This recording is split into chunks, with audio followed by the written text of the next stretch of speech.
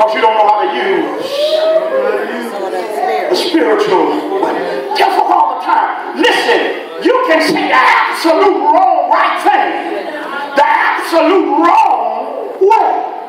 I know there's no doubt. But that's the way to say it. I know they need to be put in their place. But there's a way to do it. Amen. But if you're not filled with the Spirit, you don't know how to use. Some of us use the Bible to destroy people. I want you to learn a few scriptures. You only learn the ones that's designed to hurt somebody else. Oh Lord, I hope Tim be doing better.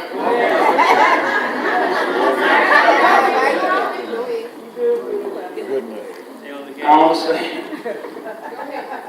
Those saints who, when all hell breaks loose, they're ready. I mean, they won't come to church for nothing, but let them find out some hell.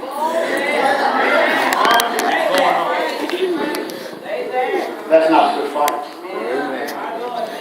That's not fighting to win.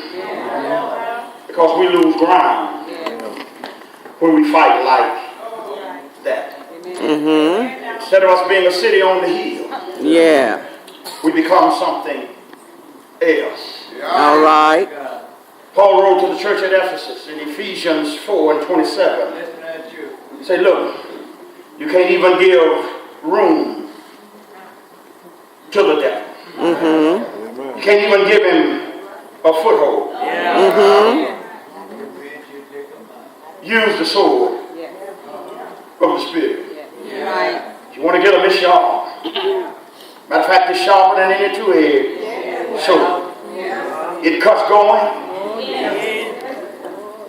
Brothers and sisters, some of the best fighting I've done have been on my knees. Yes, sir. Paul says I fought a good fight. Oh, yes, yes.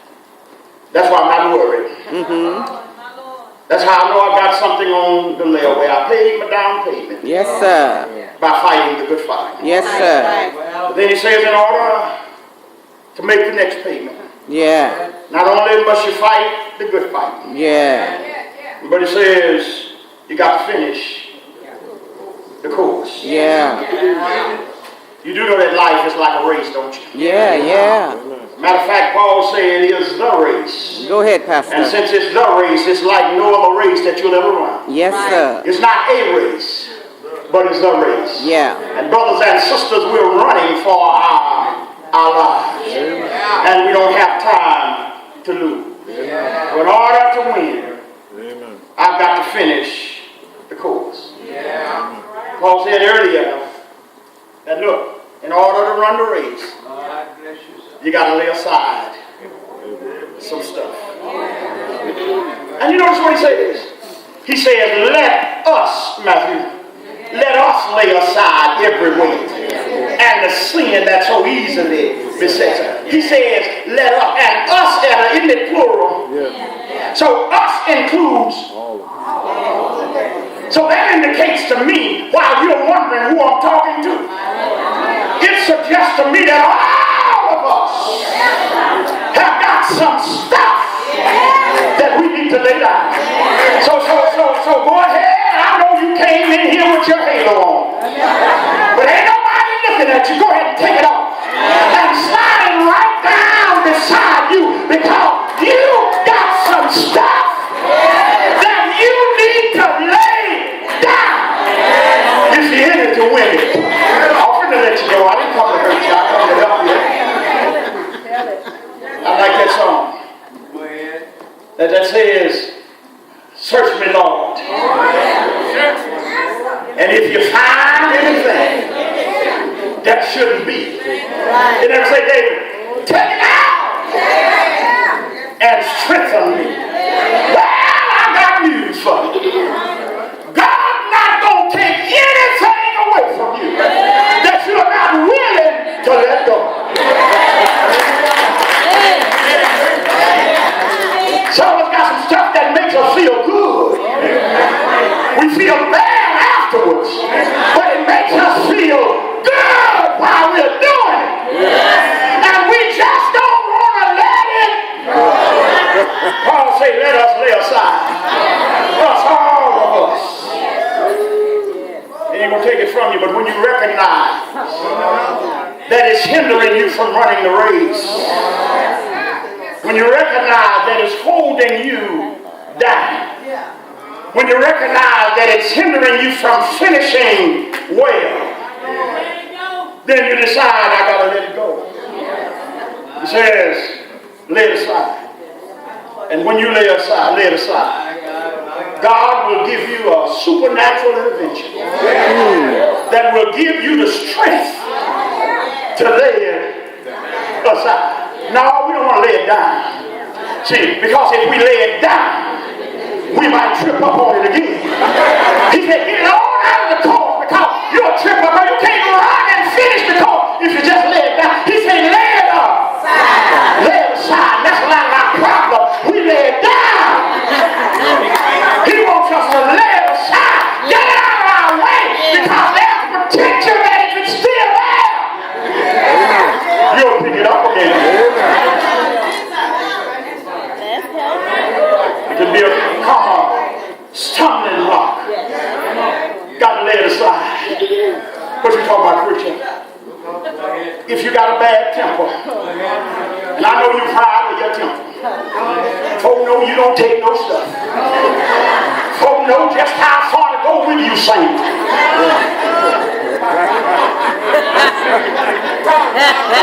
Folk know that you don't take no mess, saint.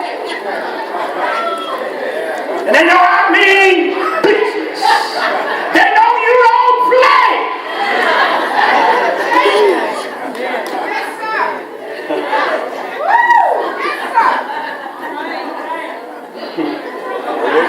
The Bible says you got to lay that aside.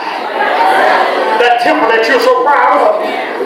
He said, I'm hindering you from running the race. Then you need to stop trying to justify it. Tell folks all the time at Providence who have the audacity to say, well, that's just the way I am.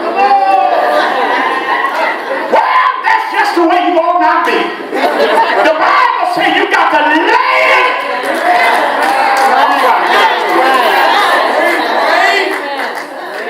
Say, look. All that lying you've been doing. I mean lies that you don't even have to tell. And you know what? There's some folks just lie.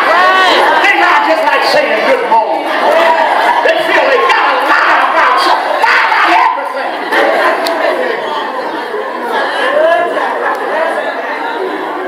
Say, look, you got to lay that aside. I know you don't lie.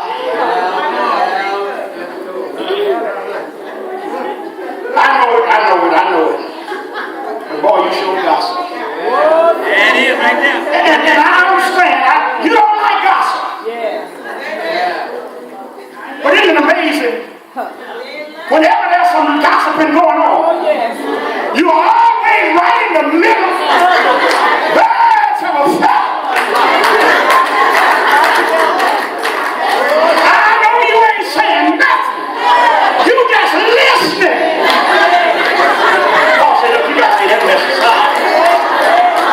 If you're going to win.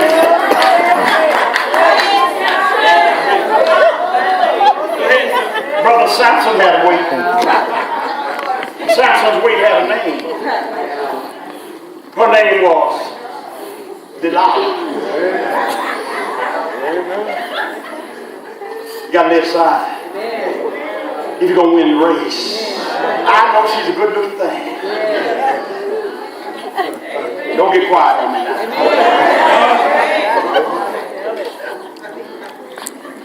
David had a weight. She had a name. Bathsheba. Somebody else got some weights. Right up in here. With some names. Can I help you? Somebody's weight. His name Jack Daniel. Come on, Pastor.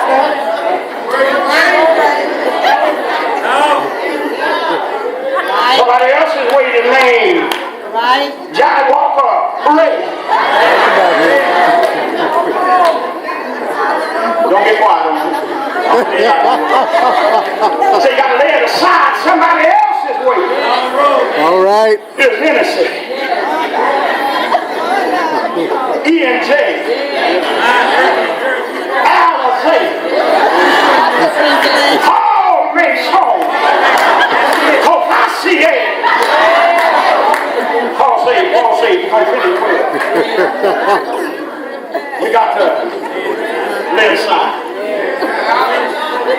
If you're going to finish the course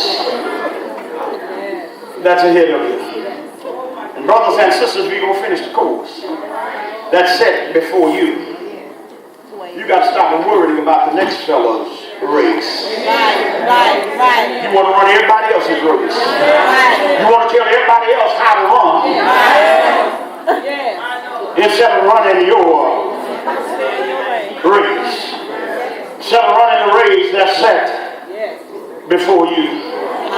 You can't run mine, Pam, and I can't run yours. We got to learn to run our own race. You got too much invested. You got too much to lose to not finish the course. Story of a runner, and I know you've heard it. Give me about 5 minutes. Say that there was an old white-haired runner, something like me now.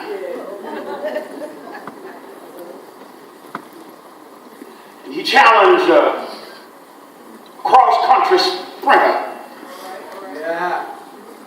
to a race. After much agitation, the young sprinter committed to the race. Said, "Oh man, I'll race you." The day came for the race. Said that both got to the starting line. Said, "On the mark, get set. Ready, go."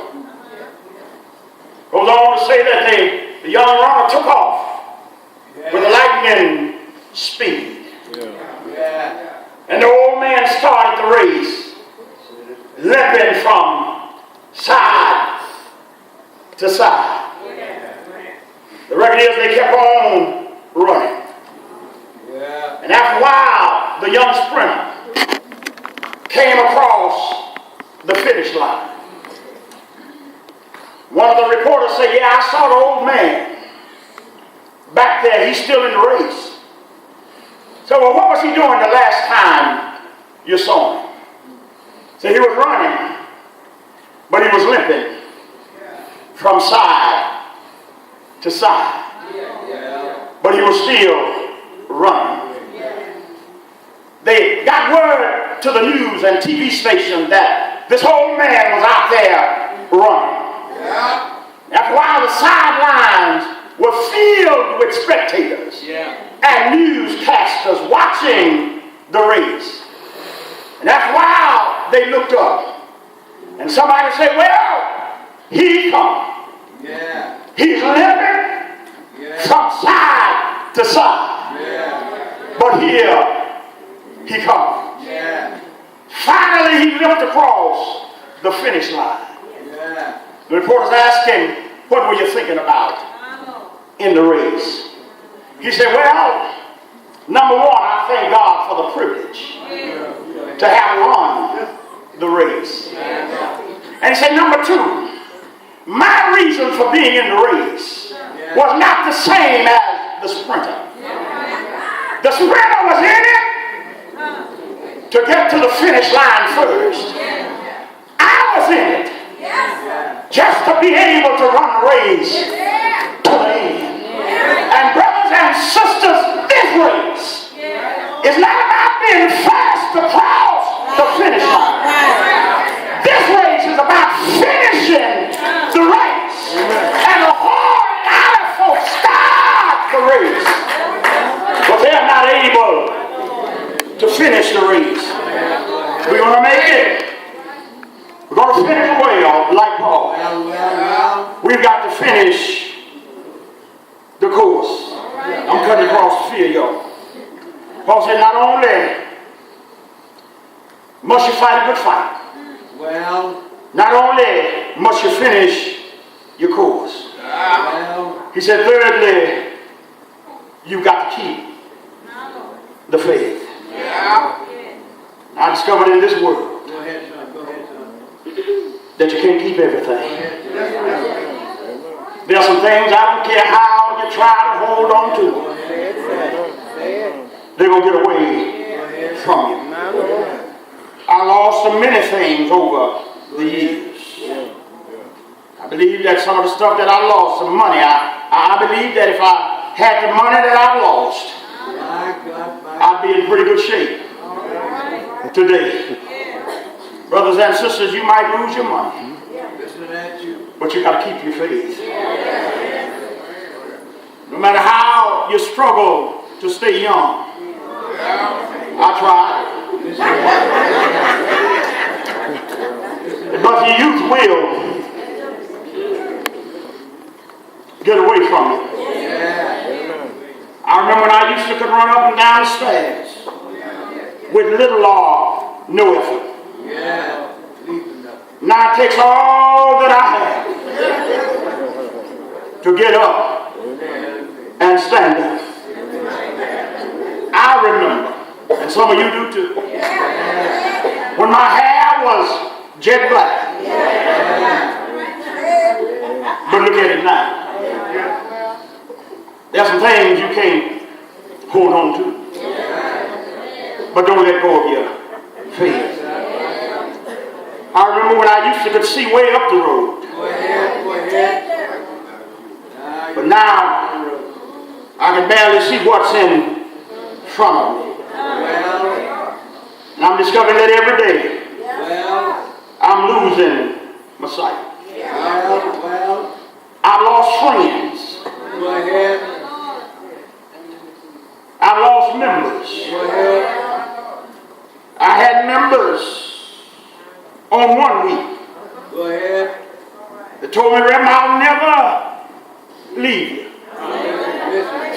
But the next week I look up and they are gone.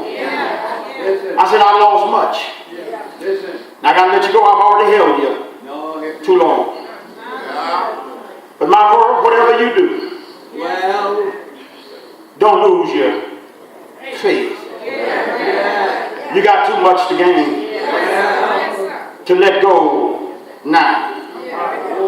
You've been through too much right here at Mount Horeb to let go now. So Paul gives us 3 I haves. And then he tells Timothy of 1 henceforth. Said, because I fought the good fight. Because I kept the faith. Because I finished my course. There's something laid up for me. I've got something in the layaway. I've got a crown laid up for me.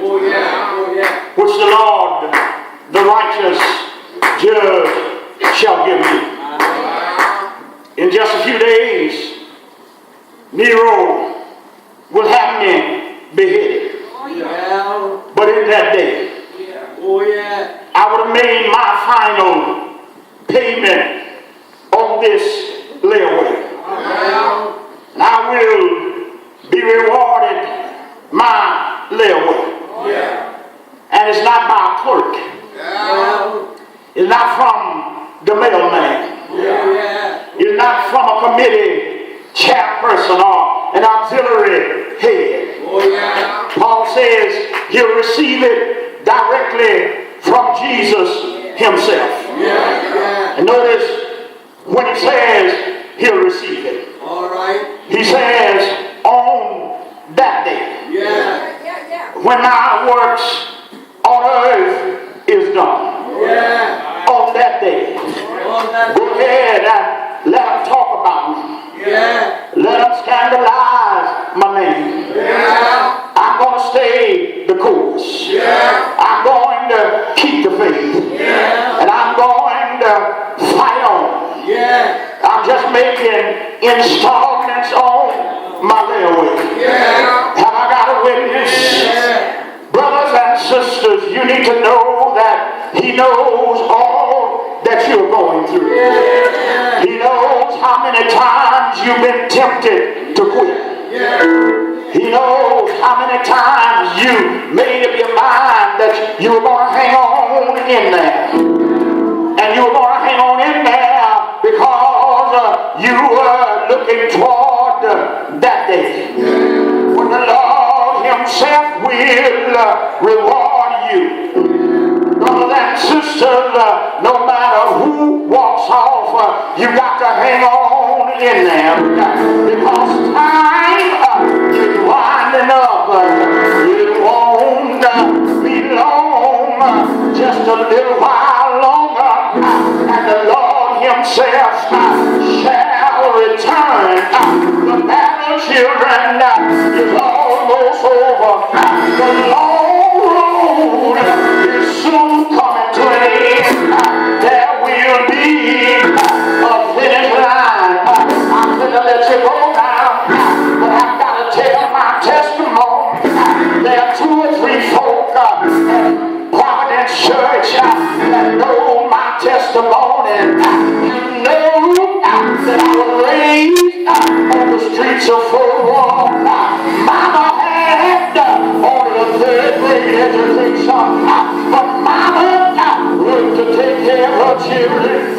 And I remember one summer right here in Fort Worth, over on Wilson Street, we had neighbors who were getting ready to go back to school, and Coach Humphrey, the speaker's truck, drove by and dropped off some presents, or dropped off some boxes at my neighbor's house, and we asked them, what is that in those boxes?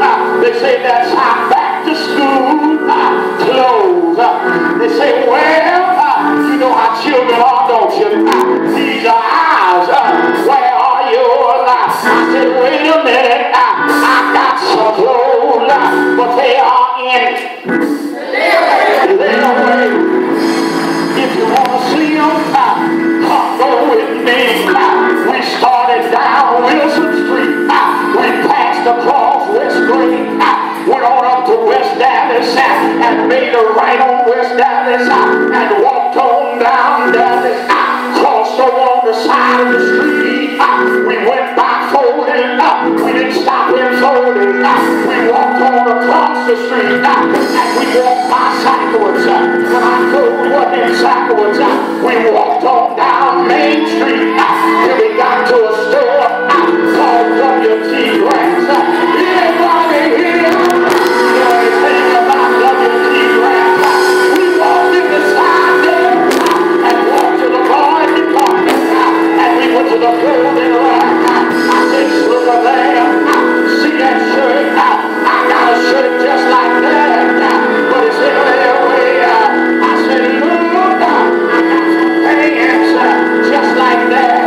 And by the time somebody came and took a shirt off the rack, and before we left, somebody else took another shirt off the rack, somebody else took a shirt off the rack, and you know how children are. They said, Jerry, you say you got some clothes like these, but folk are taking them off the rack, ain't gonna be none left for you.